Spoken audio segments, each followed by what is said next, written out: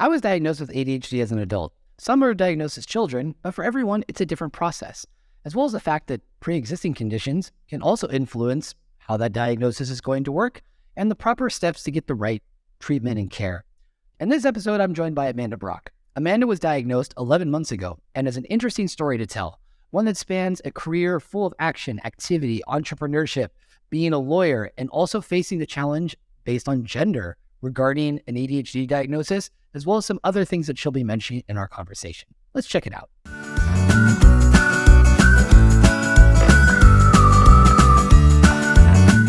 So for a lot of folks out there, ADHD is something that's diagnosed as a child, and in other cases, such as mine, and as for the guest I have today, it's not.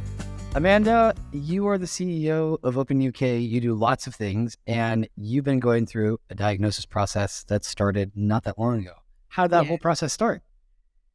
Oh, it's quite a long story. So I was looking at autism, and people kept jokingly saying to me how aspy I was. So I thought I would get an autism review done as part of a process within Open UK of some work we wanted to do to support neurodiverse people. And I went into a process of assessing my neurodiversity without having given it any thought.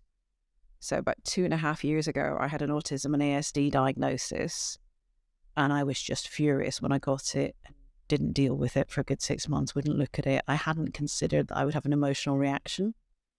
But the autism piece was harder to do, and I think women, we mask really well, so it's quite a difficult process to work out if you are ASD or not. But the ADHD piece, everybody I came into contact with kept saying, you must go and get yourself assessed. And I kept saying, no, I'm not going to, because I don't want to be medicated. And what can they do for me other than medicate me? So it took me a couple of years to actually be willing to go and get assessed. And that largely happened because an old university friend of mine, who is a very smart PhD, mother of many children, said to me that she'd taken medication and it was life-changing. So I thought, okay, if someone I know that well and I really trust their opinion is telling me that, then I'm going to go and have a look at this. And I went to the NHS, and diagnosis here takes multiple years. So I paid something that I couldn't really afford to have a private diagnosis done. And I've had that for 11 months, and I'm going to be 54 in August. So I was probably 52 and a bit when I had my diagnosis. Okay. With that in mind, a few things. That feeling hesitant about it in my case as well, thinking that, well, I don't want to be like, and initially it was like, I don't want to be medicated. And if I do, I'll do it for a period of time and then I'll get out of it because I'll figure out how to do everything without needing it. And had just all these bad stereotypes and images of what that was going to look like and the stigma that was going to go along with it. And a lot of people telling me, don't do it. Like, if you get the diagnosis, it's fine, but like, don't go down that road. And so you have lots of pressure going into this to begin with. And then everyone being an expert on something that they're not an expert about. Right. It makes something that's already hard much harder. And then you throw in the healthcare factor in there as well. Actually, tomorrow, this recording will come out later, but tomorrow I have an appointment with the public health system here to see about getting the cost covered for medication because it's quite expensive. Yeah. I've only just got there as well, and we can talk more about that. But I guess taking a few steps back is that, you mentioned, having a friend and that making a big difference. And I think in a lot of people's cases that influences it. But what were some of the things that made you feel like, okay, based on what I understand ADHD to be, once you started looking into it, what are the things that you identified with, particularly as an adult? Because the stereotype of ADHD, it's, jittery children that can't stop fidgeting and things like that. But in the case of adults, what were things that you noticed? You're like, maybe there is something here. Absolutely nothing. And I had no sense whatsoever that I was ADHD. And it was only when medical professionals kept telling me that I should go and have a diagnosis done that I was very clearly ADHD, that I thought it was a bit rude of them to start with, to be quite honest. I wasn't exactly pleased about it. And I had no idea of how ADHD really manifests. So in my head, it's those naughty children running around screaming in a classroom at school, underachievers. And it hadn't occurred to me what it really was. And as I started to think about it, I started to talk to friends. I found more and more people I knew identified as being ADHD, mostly undiagnosed because it's a very expensive process and it's very difficult to get it in the public healthcare of the NHS. What I have since realized is the behaviors that I have. People won't expect this of someone like me, which I think is why it's good to talk about it. But it is more than possible that there is a single task that I have to achieve in a day that could be worth money to me or my organization, that's critical or necessary for my reputation or really just important in life. And I will completely forget I have to do that. It's just outrageously bad. I come across as being a bit dippy by not doing things or being disorganized. Yet I do so much and I achieve so much. I'm super organized, but there are certain things I can't do. Like I'm really bad at paying parking tickets. I take things like that kind of admin. Sometimes I carry it to multiple countries over multiple weeks and months before I can actually make myself do it. And then when I do that kind of admin, it takes me half an hour to do 5 things. And I've probably incurred fines of several £100s because I've not just been able, another friend calls it the ADHD tax. So I'm really bad at those kind of things. I can't force myself to do things if I've got it into my head that that's not, high on my priorities, or it's dull, it's, not a now thing. It's not what I'm currently interested in. I'm really bad at applying myself. I find it much easier to work in a sort of free environment like the one I have at Open UK than to be in a prescriptive environment.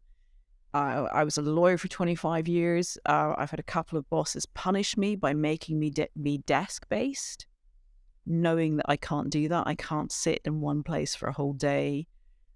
I've enjoyed working internationally because that involves moving around, and it's not, you move me around anywhere. I just cannot sit in the same place day after day. On the other hand, I have like this super focus that when I'm on it and I forget about everything else. I interrupt people, which I've been really, really pushed over the years about at work. And as a young female lawyer in a very sexist environment and time, 20 odd, 30 years ago, I was really punished for doing that to older men. I honestly, I'm listening, but I cannot show people I'm listening. I can repeat back what you've just said, but I cannot demonstrate to people in a way that makes them comfortable that I'm listening to them. So that's just a snippet of my life, and I'm impulsive. I can identify with interruption and being impulsive, needing to move around, not being able to, what's really interesting for me too is that my dad showed me, in the past when human resources processes in the US, I don't know how it was in the UK, like 50, 60 years ago, they would have psychologists do an assessment, do an evaluation. And my grandpa got rejected for a job after the assessment they gave him because they said that he would not be able to be desk-based, that he was very gifted in different areas, but, admin tasks were not going to be his thing. And so he was weeded out of this process. And so when I was looking at the report, I was like, could be talking about me, could be talking about my dad. And my dad now is quite open about the fact that he's pretty sure that there was some kind of ADHD in his case, as well as in the case of my grandfather. And, but feeling like, okay, so I'm not alone, like these are, challenges that are, hereditary in many ways. And now that I've researched a bit more, like, seems to be that's sometimes the case. And you also mentioned going back to the point of masking and, also being a woman. And so adding that on to, I can't be, I don't want to say defiant, but I can't challenge, authority in certain environments. I think we've done a couple of interviews with other women, but what are some things that you want to focus on there? So I do challenge authority, and I don't know if defiant's the right word, but this has always been something that's been quite difficult for me. And over the years, I don't know if it's an appropriate thing to say, but it's the truth. Many women have taken me aside and told me how to play men the way women do, and that I should be doing that rather than being so direct. And I'm direct to Dutch bluntness. And I loved living in the Netherlands because of it, because it was easy. And in Scotland, it was much easier than it has been in England because we're a more direct culture. So I come from a culture that is quite direct to start with, but I don't ever mean to be rude, but particularly in writing. So email hasn't necessarily been good for me as that's evolved, and messaging, because I'll just say the words that I need to. If I have time, I've learned to write a nicety around it. but that's time. And when I run out of time or when I'm under pressure, you just get the very blunt X, Y, Z. And, I guess we're all quite rule-based. And that's something that I suppose has come through as well, in the directness over time. So it's not been easy, but I didn't know why it wasn't easy through a career in big corporates in something like legal. Probably entirely the wrong thing for me to have done, but nobody really understood those kind of personality types and traits. And I think in many ways it stopped me flourishing much earlier than I could have. Regarding the fact of being direct and perhaps sometimes being willing to say things that maybe people might, but going back to your work is that you're interacting with lots of different stakeholders, and you have to build a collaborative environment where people want to get involved, where people want to be inspired and feel like they have ownership and are being respected. How do you craft that? How do you? Yeah, I've thought a lot about this. I'm really good at building relationships, and I always have been. And I suspect my father, who has passed away, so I haven't been able to talk to about this, but I suspect he was the same. And I actually think I spent a lot of time with him as a very little girl. And I think he taught me behavior that was a survival mechanism, how to manage and navigate people long before most people have to learn those skills. Because for somebody who is neurodiverse to manage and to fit, they have to have those. And I think he taught me very well. And actually it's ended up being a superpower because I am so good at managing lots of different stakeholders, because I've had to do that to survive in a room from probably not much later rather than I learned to talk. 3-4 years old, I was probably having to navigate and manage the people around me so that I could fit. Right. So in developing those skills and now having the diagnosis, is there, because in my case, through this process of feeling like, am I unveiling a new person? And it's been interesting too, is that I've got two common reactions when launching the podcast, is that a lot of people are reaching out and saying, oh, my son or my brother, or I have ADHD. And so when I have a conversation there, and then a lot of other friends saying, are you okay? Like as if, there's going to be this drastic change. Like, no, I'm the same person you've always known. It's just now I have a diagnosis and I have a better way of understanding myself. But in your case, in terms of where you're at right now, how's that going? Nobody's asked if I'm okay. I'm feeling neglected. But I have spent quite a lot of time talking to friends about it. And I struggled with identifying, sorry, I'm being mauled by a carrot. I struggled with identifying as someone who had masked so much for such a long time, where I, as an individual, start and end, and where the masking fits around that. And that's been quite a difficult thing for me to work out. And there's been a couple of changes. One, I think I am probably more direct than I was, because I've stopped dressing it up as much. I don't feel the need to pretend. But also, and this is something that my friends and colleagues make fun of me about, I don't understand certain kinds of humor. I've always been, when people have done it all my life and I've stopped doing that and just said, that's not funny. No, I don't, well, it's not usually. So you're laughing. Everybody laughs when I say that's not funny. I don't understand why that's funny. But, I've spent tens of years, decades, pretending that I understand what's going on. And actually sometimes, people say things that I can't tell if they're being mean or funny. And, one friend said to me, why would I ever say something that mean to you? I really care about you. I love you. And I was like, yeah, I can't help it. It's just, and I feel that flicker of pain when those things are said to me. And I suspect lots and lots of neurodiverse people are the same. And we just don't understand it. It's sorry, go ahead. No, it's just a nuanced humor that doesn't make sense. I mean, it's in no way, shape, or form funny as far as I'm concerned. In terms of your interactions since diagnosis with other people who have ADHD, what have been things that you've learned through that? I can see a lot of people with those characteristics. And I'm curious now about how many of them would go through a diagnosis and be found to be ADHD, and how many of them just have some similar traits, because you start to really explore things about yourself. I mean, none of us know how anybody else really works, right? We only know what's in our head. And it's taken all this time for anybody to notice that my behavior is different, or my brain works in a different way. You know, I have different brain patterns and thoughts, and beginning to understand that most people around me don't think in the same way and their brains don't work in the same way has been really interesting. And a lot of things that I have not understood, where in business and stuff, I've been asked to just do this, or just change in this way, or become X, or a bit less Y. And that's all very confusing. And I think once you've got the diagnosis and you have the facility to start to research how characteristics manifest if you are neurodiverse versus neurotypical, I think it can be really helpful. So if I give you an example, I lose things. It drives me mad. I lose things and then I find them at a later date, because they were, I know they're in my home. I've sat on the bed waiting to go to work beside myself because I'm all ready to go and I've got one shoe. And I just cannot find the other shoe. And it has, there's only so many places something that size can be. And I have something called object permanence. Now, there's different kinds of object permanence. In my case, I can't see something if it's not where it belongs. So if you move something a few inches away or you put it on the wrong shelf, I can't see it.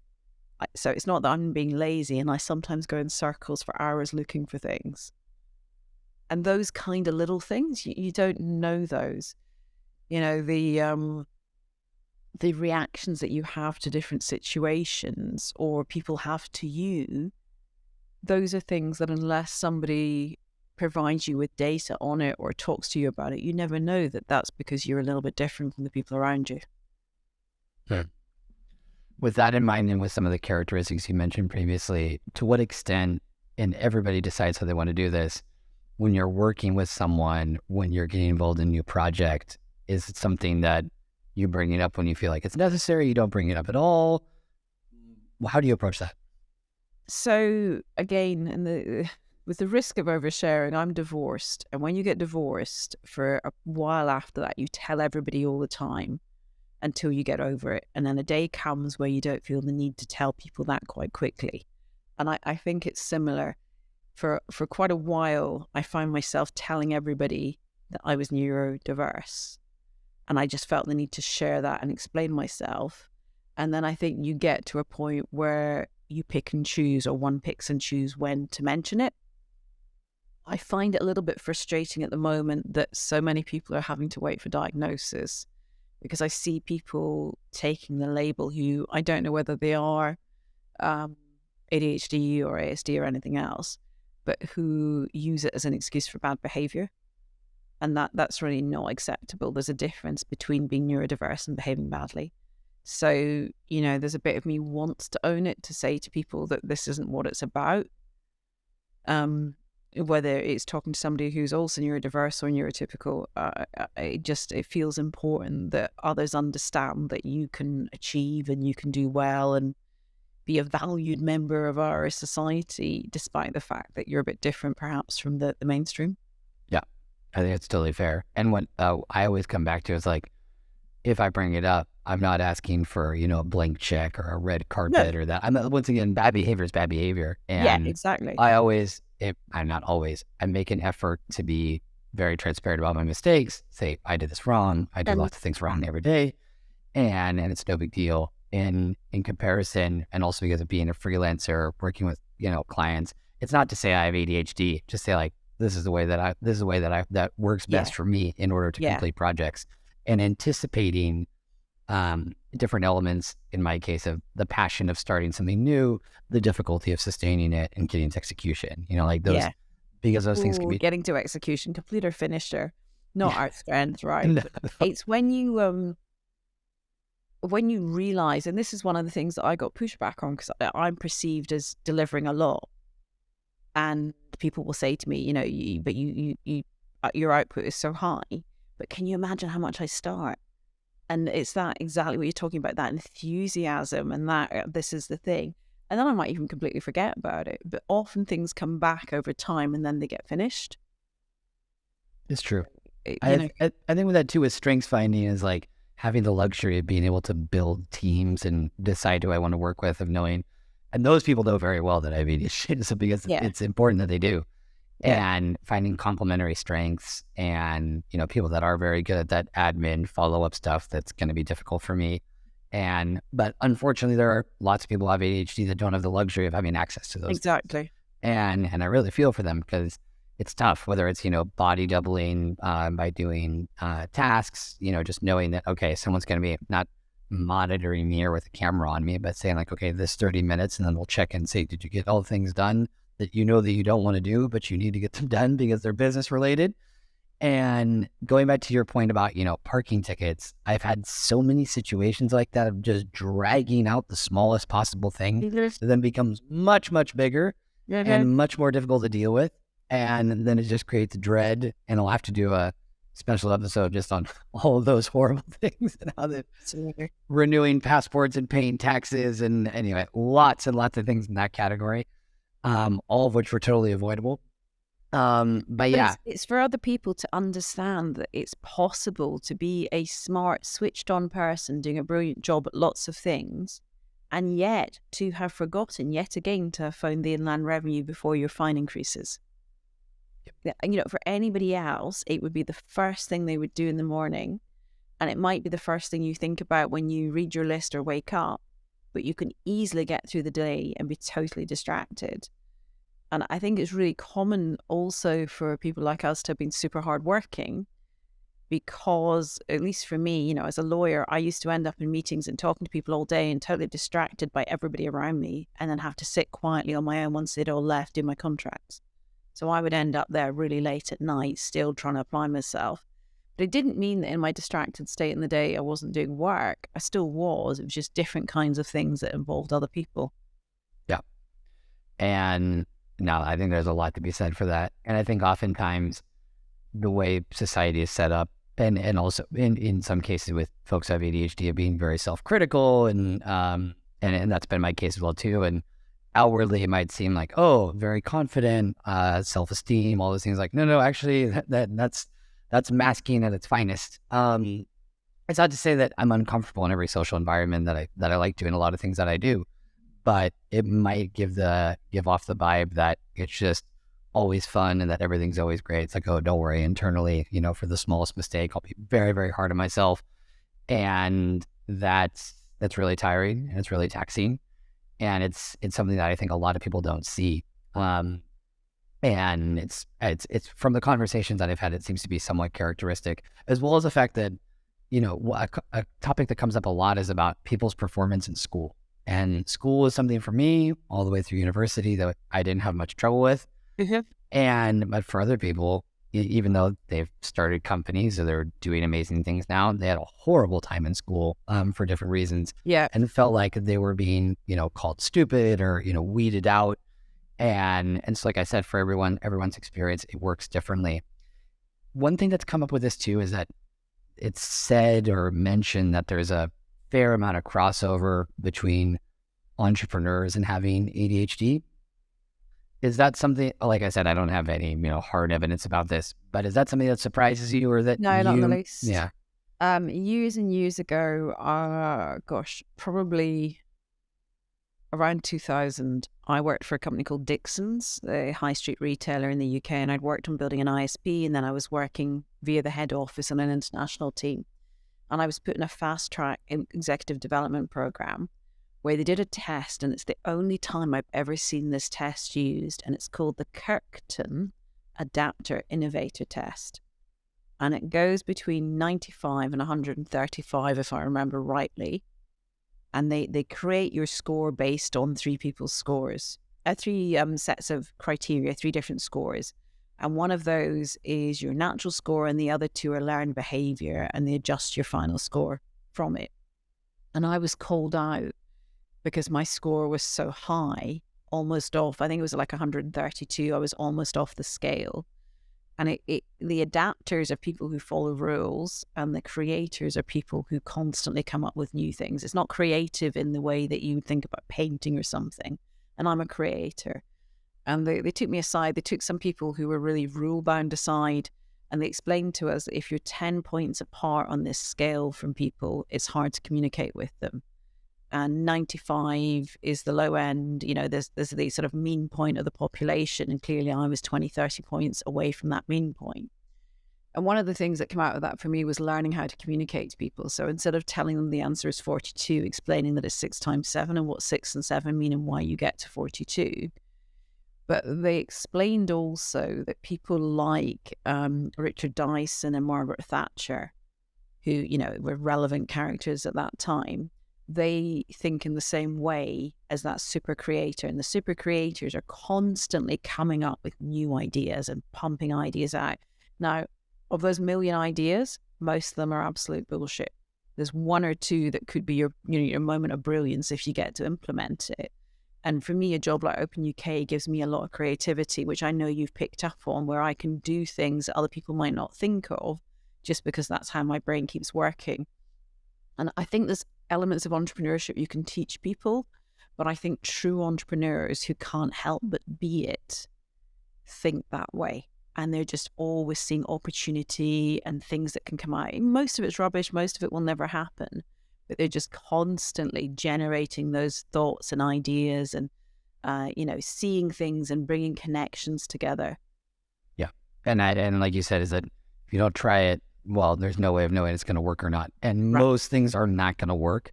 And so building models where things can die quickly, or that you get feedback, okay, now we go on to the next one, it's fine. There'll be another chance to do something else.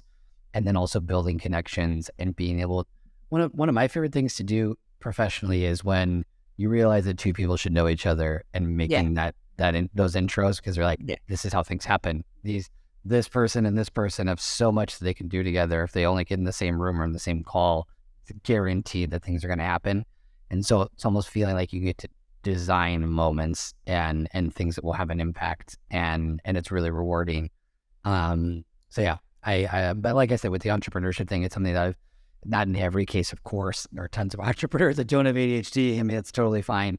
But the sense of ideas, creativity, and then impulses associated with that. Okay, how can I take it to the next step and see how it's going to go? Well, also that risk tolerance, right? That goes with the impulsivity. Most entrepreneurs, the real entrepreneurs, the people who cannot help themselves, they're the people who are willing to put their mortgage payments on the line. They're the people that are willing to take personal risks to get to that end goal. And I think that that's not always the most sensible decision, but it works for some people some of the time. And I think that really creative entrepreneurial streak comes a lot from people like that. I suspect it's a lot higher than we're giving credit for. Yeah, definitely. And then the other side of that is that for, folks with ADHD, that, where risk is not a problem, that can also result in criminal behavior and drug addiction, substance abuse, you name it. Absolutely. It can be And really so, problematic. it can go both ways. Going back to the, initial topic that we were addressing about medication, what are the benefits that you've seen from it in terms of before taking it and then now using it? I'm so much more tidy. It's just incredible. I'm not. Really? Oh my goodness. It was incredible. So I take something called Ilvance, which is a slow release amphetamine. And, it's a very small dosage. I don't need an awful lot to shift my thought process and behavior. And what I found the first few days that I took it was that things that I would walk past in my home thinking I must do that, I just suddenly found myself in the middle of it. It's almost like being a woman possessed in terms of tidying, but, I would be in the middle of tidying this thing up and it would just be getting done rather than thinking about doing it tomorrow, which is quite an incredible shift. And I find that I can really apply myself and get through stuff. So the small admin tasks that I'm very bad at, I get those done more promptly, and I just deal with them as they come along rather than building up that stack of paper when I'm on the meds. And I think my focus is better. I jump around a lot in conversation, and I do that less. So, quite often people who work with me will record the conversation as well because they'll lose track. I just have so much that I will be pulling in connection wise, and I'm easier to follow in that way on the medication. So it does make life for those around me a bit easier, I think. Yeah. I think with that too, like being more aware of it, and, my, that live understanding that you're going to go off in an area where like other people, they know you really well, they'll get it, but you still may even be, in my case, to the point where it's almost like you're wasting somebody's time because you realize like, no, I've just completely run away from what we're supposed to be talking about because it interested me. Like, oh, why don't we go over here? Yeah. Sometimes you can't remember how you got there, right? But again, oh no. Yeah. that replaying it, almost without exception, I will be able to find it if I replay back through a few steps. And although I might not look like I'm listening to you, I can replay back through exactly what's been said and work it out. Yeah. So, do you find that with the medication? When I first started to take it, it stopped me sleeping, and it took me about a month for my sleep pattern, maybe 6 weeks for my sleep pattern to come back. And I take the average amount, the 30 milligrams, which is the absolute standard in the UK. If I take 40, which I tried, I will work for something like 20 hours solid. Yeah, right. Yeah. So it might be extremely handy on occasion, but it's not really healthy. So, I stick with that level that I've got. But we've got a real shortage going on, so I haven't got medication right now. And it's quite hard when you're used to having it. Not that I don't believe it's addictive. I'm not using it. And, every week I make sure I have at least one day that I don't take it. I never take it 7 days in a row. But I've not had it for several weeks, and I do feel the difference. I think it's normal. Like you said, is that things in the past felt like they took a lot of effort, all of a sudden become, oh, now I can just do this. Now I can jump in and get my task done and get those things out of the way. It's not a 180-degree change, but it's a significant improvement, and also not suffering the stress and then beating myself up for not getting to all the things that I knew that I wanted to get to. And so in that sense, it's helpful. But I do agree about taking breaks and having days off. And once again, everybody's experience is different on this, depending on the country, depending on the healthcare system, depending on a lot of different factors. And the thing that I find myself saying a lot or talking about a lot in these conversations is with whatever strategy you have with your diagnosis, if you don't build in a strategy as well around self-kindness and self-care, it's going to be much harder. And that can also be with talking to other people who have it, and that way you don't feel so isolated or alone in the experiences that you've had or they're going through. And that's been immensely beneficial for me, talking to people in the cloud native world as well as in Open UK. And it's been, few things are more meaningful than talking to someone who within 2 sentences they get it. Like you don't have to make it. It's not to say neurotypical people can't get it. It just the conversations become very natural, and some of the masking goes away, and you read each other very well, and that's been wonderful to connect with folks in that regard. Can I ask you a question? Yeah. Are you hypermobile?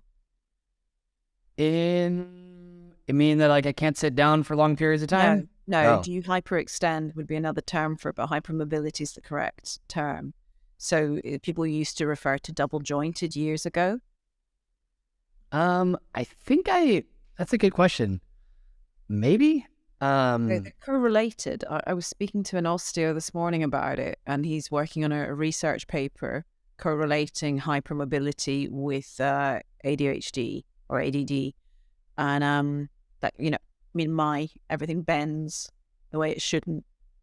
And it's something to do with your word beginning with C. Collagen. Okay. And it's in production, and you don't produce collagen the way you ought to, so your joints are looser and they'll bend. So as like a teenager, I started to wear high heels, and I used to always be spreading my ankles because my ankles are not stiff enough. They don't hold; they bend both ways. And they were explaining to me that there's a correlation, they think, between that and your blood vessels, and how that interacts with your brain, which may be part of the whole ADHD thing, ADD thing. Wow. There's some scientific research going on now that might be quite interesting. Yeah. And, there's a lot of stuff because it's something that's still not that studied. So I think that it means that there's a certain freshness. It's also, on the other hand, a little bit can be a little bit frustrating that there's not clear enough answers that are clear enough. And also that there can be straight up denial. And this is what I was told as well, because of doing everything here through the private system. And they're like, some doctors do not believe in adult ADHD. And so, that may be an obstacle that can come up on the way. So far, that hasn't been the case. And, but it's once again, a process that's already daunting, that's already taxing and can be draining. And then thinking on top of it that this person's just going to think I'm crazy or I'm making this up. Yeah. And yeah. And I think destigmatizing it, right? It's like, I don't know. I don't think I was ever worried about the stigma of being ADHD, but I didn't want to be medicated and couldn't see, and actually the medication just sort of takes the edge off a little bit and gives you some focus, takes the distraction away a little bit, in my experience at least. I don't think it changes who you are notably, so I don't think it's a problematic thing to do. I don't think you're changing your personality. But I suspect a lot of people are not in the kind of environments that we work in where it's acceptable to talk about being neurodiverse. And I think a lot of society still has this stigma around it, which is very, very unfair. And because of that, I think a lot of people don't understand the kind of behaviors or patterns in people's lives that are actually within that diagnosis of ADHD. And you get back to that naughty child, not applying themselves, not doing well at school. I've got 3 law degrees. How I ever got 3 law degrees and was able to apply myself to get through that, I've got a 20-minute attention span. But somehow, I was able to do it. And I'm sure lots and lots of people around us who have been academically successful, and those who have not been academically successful but have done very well in engineering or in business, that we know, the ability to see patterns and connections and to do multiple things at once and engage with lots of different things is what's made all of us. Yep. I certainly agree with that. And that's also why the title of this the podcast series is ADHme, ADHwe, is that it's different for everybody. And that's why I also think it's important to hear from as many different voices as possible, from as many different places as possible, to see just how different it can be. But yet there are, common characteristics that we're finding in a lot of these conversations. That being said, are there any resources, so we're getting kind of towards the end, are there any resources you would recommend that have been beneficial for you? I really struggled to find anything online that I found helpful. And in the end, I accidentally met a therapist who works with teenagers and spent some time with her and was able to learn a bit about the kind of behaviors and impacts and thought processes and stuff that are common to people with ADHD. So I'm going to say not really, and sadly, not really, because there needs to be an awful lot more to help people understand what's going on. Yeah, I think there is a fair amount of stuff out there. The best thing, though, I think, is talking directly to people. And so, like I said, in that case, but for me, it was helpful, the adult ADHD podcast UK, to really, and they just spend most of the time berating each other and talking trash. But then they also both have neuroscience PhDs in neuroscience, and they both have ADHD, so they're very transparent and vulnerable about their experiences. And so that's been helpful. But like you said, is having the luxury of being in a space where people are very receptive and very open and welcoming, and don't try to make anything more, in my case, have not tried to make things more difficult, and have just been very supportive. That's been extremely beneficial, and I'm very grateful to have that, because I know that a lot of people don't. And even then, for some people, it's still just too uncomfortable, or the stigma. And once again, in different countries, it's seen differently. Exactly. Different countries, different social circumstances, different employment circumstances. And I also think there's a big difference between being female, right? Massive. So I can't tell you how many times I've said to people I'm neurodiverse, and they said to me, "Oh, you don't look it." And what do you want me to do? Wear a sackcloth or a t-shirt, or, just because I've got a dress on, it means that I can't be neurodiverse. And I think that's quite hard. And we need to see more women who are comfortable, with the fact that they've got a diagnosis, wearing it a little bit more and making it more socially acceptable and normalizing it, I think. Yep, I completely agree. And it's as many challenges that men will never understand because of not having to go through them. adding this on top of it, and that it becomes gendered as something that should have, in my opinion, should have no gender. As it's, we're talking about neurophysiology, physiology and neurochemistry and things of that nature that should not be played into that. But unfortunately, like a lot of things in life are processed through that filter. And as you said, it's like, oh, so what's the stereotypical image that you're looking for that I should be completing in order to feel like, if you say, oh, well, yeah, it makes sense because of how you dress or how you act. Yeah. So yeah, but that's why these conversations need to be had. And I think that, I think the message is clear because it's honest, and it's, there's nothing to be sold here. It's not about that. And no, but I think for people, if you feel that you maybe don't fit, or you don't understand why you're being picked up on behaviors in the workplace or socially, I think it's worth exploring whether it could be who you are. And that's why, whether you have some level of neurodiversity that is making you not fit. Most people, this is the big hoax. Most people think that they don't fit. Most people have that sense of not fitting in with everybody else at points in their life. But I think if you have behavior that you are being picked up on, particularly things like you and I with interrupting people, short attention spans, not being able to sit still, I'm much better at things like that now than I was, not being able to sit at a desk all day, those kind of things, then I think it is worth exploring. Yeah, definitely. And it's a question of being patient, not expecting every answer in 5 minutes. And that was a bit of my problem as well too with diagnosis, thinking like, well, once I get diagnosed, then that's the hard part. And it was hard because like being willing to go through this process and share my entire life story and lots of different, very personal things with two complete strangers. And then only to realize that, because this was just over a year ago, that no, that process is over. And now a much longer one is just getting started. And your life, really. Yeah, that's it. And also unpacking all of your life before that, as because of I was 36 when I went through this process, and it's a big difference. Yeah, and there's so many things. I'm a lot older than you are. I'm 53. I'm 54 in August. There's like nearly 2 decades between us here. There are so many things that I look back on, and if I'd understood this earlier. So, for example, I need to decompress at the end of the day.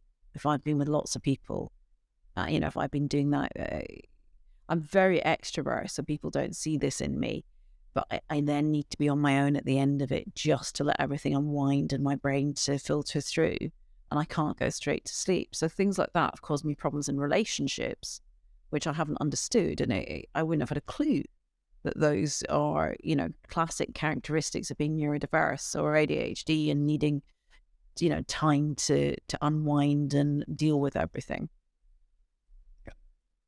So I think it's quite important for an individual to be a more complete human being to understand themselves better. Well said. And with that, I think we can wrap it up. That was great, Amanda.